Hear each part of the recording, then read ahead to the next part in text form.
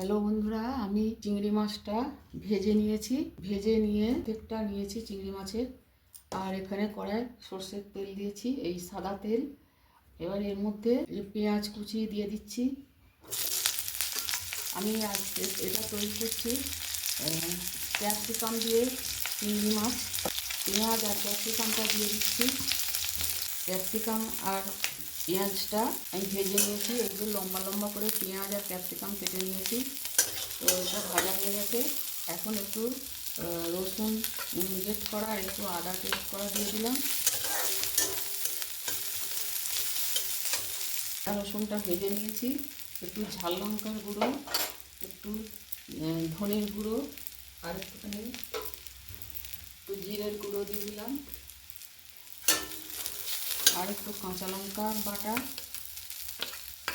আর একটু সর্ষে বাটা,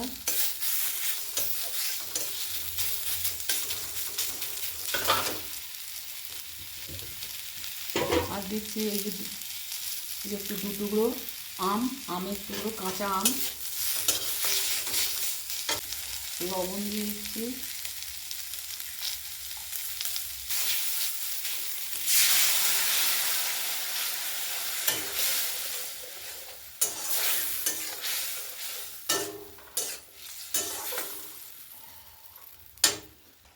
এখানে একটু দিচ্ছি কাশ্মীরি লঙ্কার গুঁড়ো, আর দেবো একটু সস দেবো বন্ধুরা। এই যে এর মধ্যে আছে soya sauce, chilli sauce, tomato sauce, সব 1 চামচ করে আছে। এটা একটু জল দিয়ে গুলিয়ে নিচ্ছি।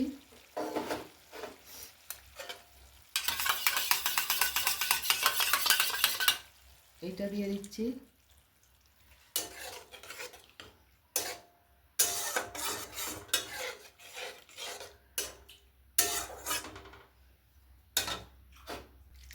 আরও একটু জল দিয়ে দিলাম।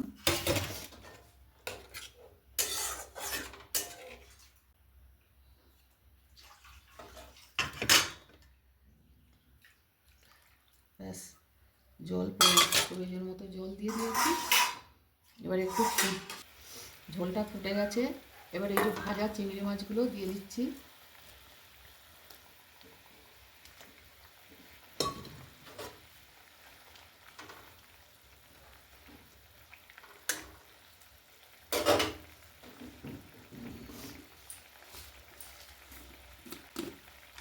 এবার একটু স্বাদ মতো চিনি দিতে হবে।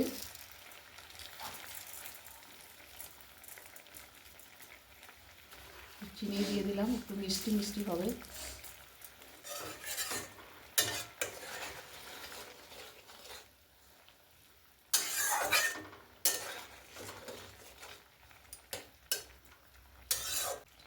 পেঁয়াজ, ক্যাপসিকাম আর সস দিয়ে বন্ধুরা চিংড়ি মাছ রান্না করলাম।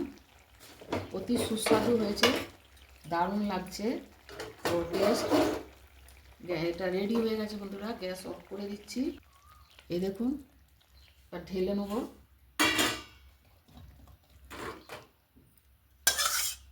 অসাধারণ টেস্ট হয়েছে বন্ধুরা, দারুণ হয়েছে টেস্ট। এই দিয়েই ভাত খাওয়া হয়ে যাবে।